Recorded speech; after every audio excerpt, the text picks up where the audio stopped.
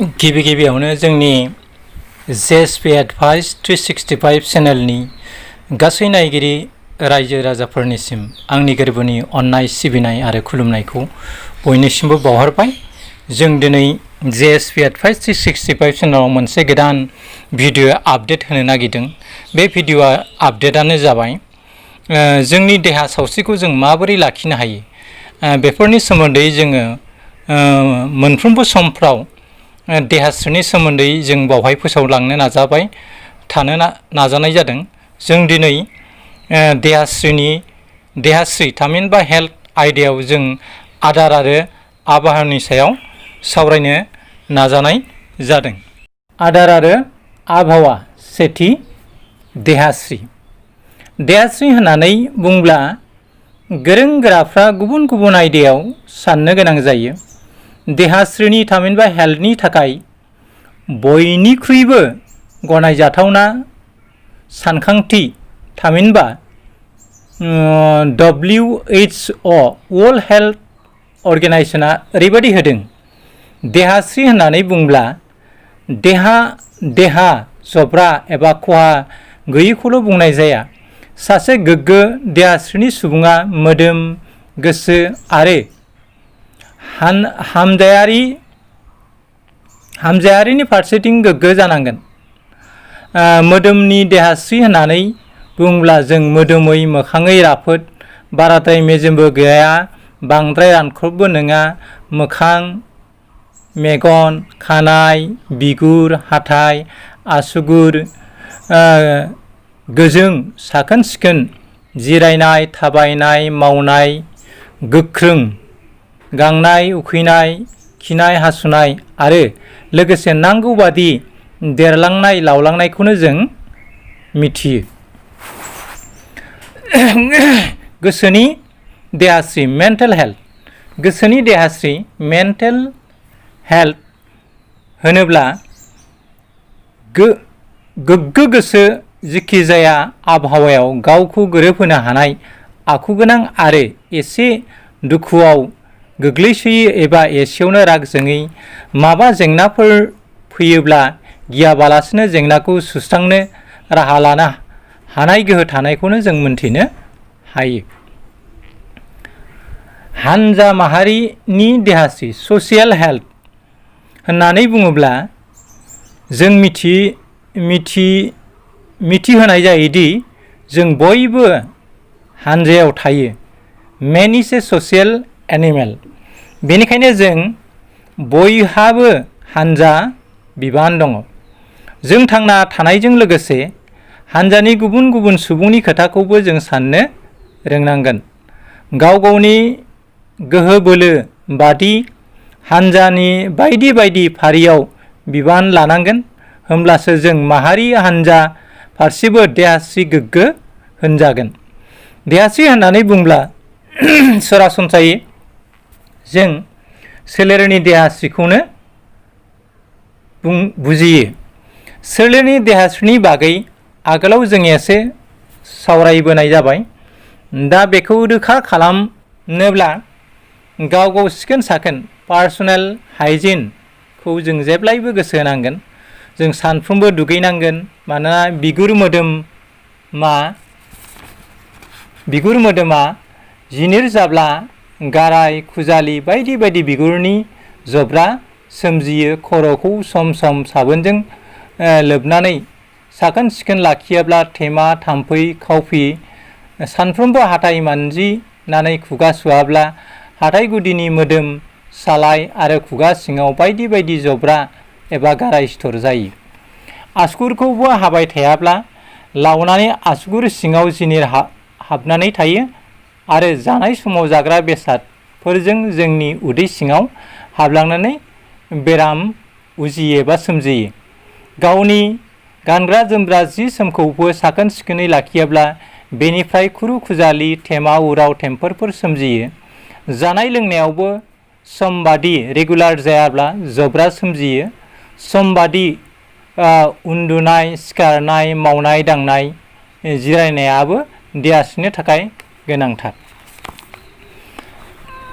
नैथि, आदार, फुड। गोग्गो देहास्रि लानानै थांना थानो आरो देरनो लावनो थाखाय जोंनो जाग्रा मुवा नांगौ। माबादि जाग्रा मुवाखौ जों जानांगौ बेखौ सावरायनायनि सिगां मा बेसादफोरजों जोंनि मोदोमखौ दाथाय एबा दानाय जादों बेफोरखौ मिथिनांगोन। देहास्रिनि थाखाय गोनां मुवाफ्रा जाबाय सेथियावनो वाटार 63%, नैथि बेदर हारि प्रटिन 17%, थामथि मेजेम फेट 12%, ब्रैथि जावखर जिराद थामहिनबा मिनेरेल्स 0.7%, बाथि फुरजा मुवा कार्बहाइड्रेट 0.1%। जोंनि जाग्रा मुवायाव थानाय मुवाफोराबो बेबादिनो जेरै बेदर हारि प्रटिन, फुरजा मुवा कार्बहाइड्रेट, मेजेम फेट्स, जावखर जिराद थामहिनबा खनिज मिनेरेल्स आरो खाजासार भिटामिन। सेथि बेदर हारि प्रटिन। बेदर हारिनि जाग्रा मुवानिफ्राय जों देरनाय लावनायाव हेफाजाब मोनो। मानोना बेबादि जाग्रा मुवा जायोब्ला बेफोर हजम दोगोन जानायनि उनाव मोदोमाव हाबनानै थै आरो मोदोम जायो। बेबादि खाजाखौ जिब जुनार, ना बेदर, नन भेजिटेरियान आरो मैगं थाइगं भेजिटेरियान बे मोननै गुदि फुंखानिफ्रायनो मोननो हायो। जेरै ना बेदरनि फुंखा नन भेजिटेरियान सर्स ना बेदर, दाउदै, बिखा, गिला, मेलेमनिफ्राय द्लामैनो मोननाय जायो। मैगं थाइगंनि फुंखा भेजिटेरियान सर्स फालें, सजिना, सयाबिन, सबाय, गरसि, थालिर मैखुन, मानिमुनि, पुदिना आरो मानसि जाथावना गोबां मैगंफोरनि बिलाइ गोथांफ्राव द्लामैनो बेदर बोलो थायो। गाइखेर आरो गाइखेरनिफ्राय मोननाय गुबुन गुबुन मुवाफोरावबो द्लाम मोदोम बोलो थायो। सासे मानसिनो गावनि लिरथायनि गड़ एभारेज लेखा केजि सेयाव 1 ग्राम 50 केजि लिरथायनि सासे मानसिनो सानफायाव 500 ग्राम प्रटिन थानाय जाग्रा मुवा मोनजानांगौ। लोरबां एबा लोमजानाय साजानाय एबा हिन्जावफ्रा गोरबोआव फिसा थानाय समाव आरो गोरलै खांफुनाय समाव बारा मोदोम बोलो नांदेरनांगौ जायो। गोरलै आरो देरफुनाय समाव इनफेन्ट्स एन्ड चाइल्डहुड जानाया थोब्ले माब्ले जायोब्ला क्वासि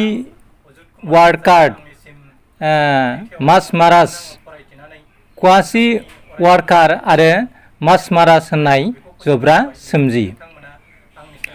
नैथि फुरजा मुवा कार्बहाइड्रेट ओंखाम, जुखाम, आलु, था, खुसेर, सिनि, फिथाइ सामथाइनिफ्राय द्लामैनो फुरजा मुवा मोननाय जायो। बेबादि जाग्रा मुवानिफ्राय जों बोलो मोनो।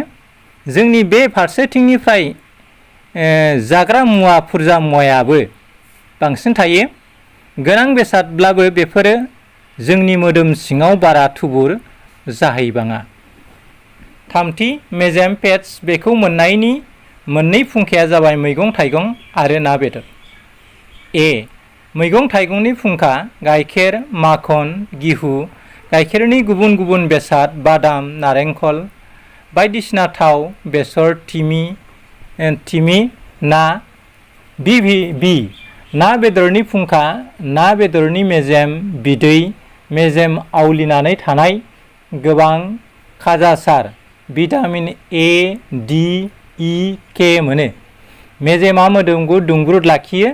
बिखा, बिबु, गिला बायदि बायदि सिंनि देहास्रि जुन्थि अर्गान्सफोरखौ दुखु मोनालासे आलो आलोयै लाखिनायाव मेजेमफ्रा हेफाजाब होयो। ब्रैथि खाजासार थामहिनबा भिटामिन। खाजासारफ्राव मोदोमनि सिङाव सोमजिनो रोङा, नाथाय बे देहा सिंनि गोनांथार बेसाद, बेखौ जों जानायनि गेजेरजोंसो होनांगौ। खाजासार भिटामिनफ्रा लामैनो जब्रा होबथानायनि खामानि मावनायनि लोगोसे मोदोम सिंनि गुबुन गुबुन जुन्थिफोरखौ गाहामै सोलिलांनायाव हेफाजाब होयो। जों जानाय मुवाफ्राव खाजासार भिटामिन थोआ लोमा जाब्ला बायदि बायदि जब्रा जायो।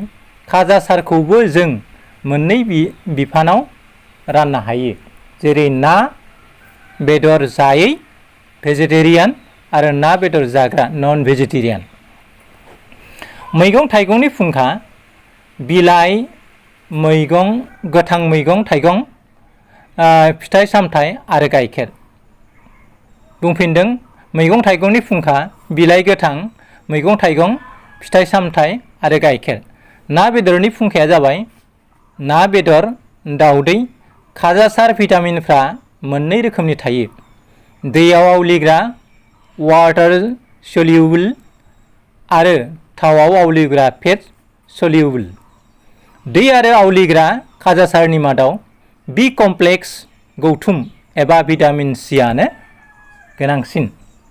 थावआव आवलिग्रा खाजासारनि मादाव भिटामिन ए, डि, इ, के आनो गोनांसिन। Vitamin B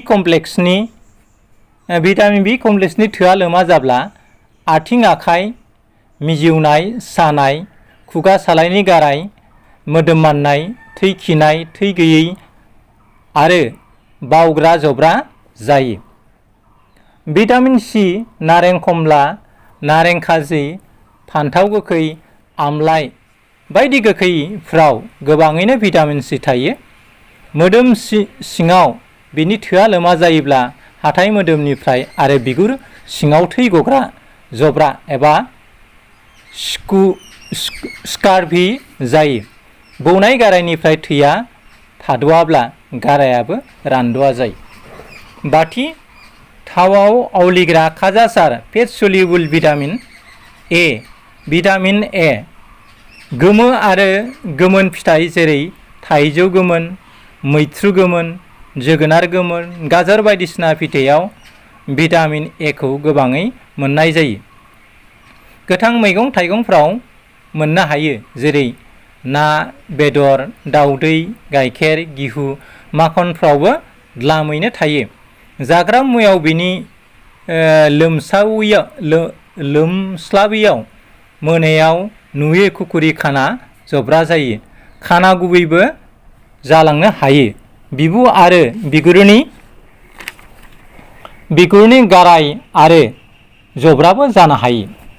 B vitamin D ना बेदर, गाइखेर, दाउदै, थाव, बादाम बेफोरनि अनगायै सान्दुंनिफ्राय भिटामिन डि खौ मोननो हायो। बेनि थोजासे थायाब्ला गथ'फ्रा बेगेंनि जब्रा, रिकेट्स बेगेंनि जब्रा आरो गेदेरफ्रा अस्टियोमेलासिया होननाय जब्रा जायो। मानोना बेगेंनि देरनाय फेदेरनायाव भिटामिन डि आ गोनां बिबान लायो। सि भिटामिननि फोलेर फेहेरग्रा मेहेर हरमोन दानायाव हेफाजाब होयो। फोलेर फेहेरग्रा मेहेर हरमोन दानायाव हेफाजाब होयो। डि भिटामिन के बौब्ला थैखौ लाथा खाहोनानै थै जिरिनायखौ थामहिनबा बोहैनायखौ थाबथा होनायाव हेफाजाब खालामो। के भिटामिना।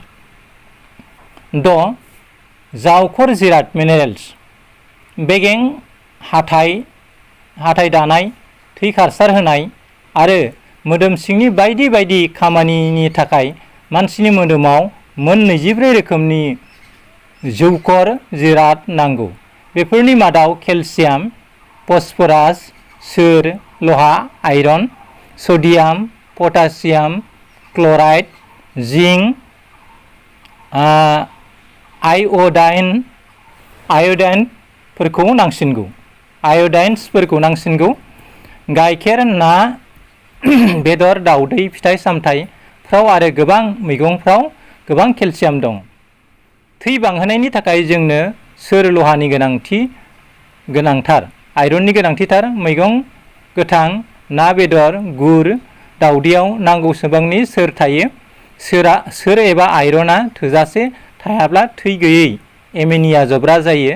सानफ्रोमबो लोंग्रा दैयाव आयडिन थायाब्ला जोंहा गोलोन्दै गइटार्स जायो। दिनैनि भिडिअ'आ बेखिनियावनोसै।